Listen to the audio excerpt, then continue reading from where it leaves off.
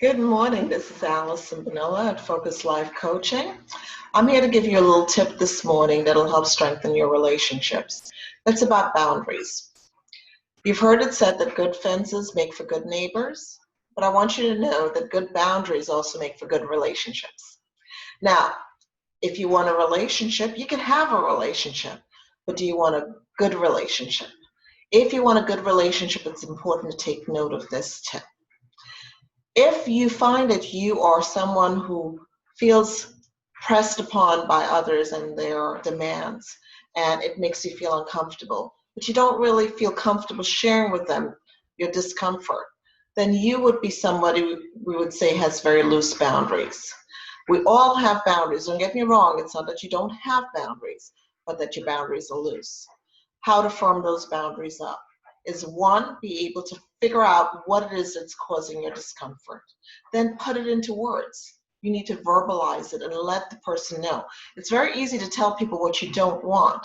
It's a little bit harder to tell them what you do want. I suggest that you practice saying what you want through a journal in the first place. Start off first by letting people know, this is what I want from you, as opposed to saying, I don't want you to do this anymore. Tell them, I'd like you to do this instead. Write it out in a journal until you get very comfortable with it, so you know clearly what you want, and let them know. One, identify what you want.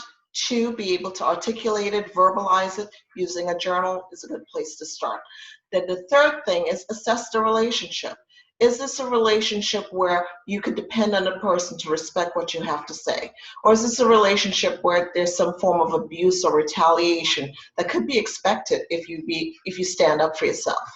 If abuse can be expected if you stand up for yourself, I would suggest you find a professional, someone to talk to as you try to work that out.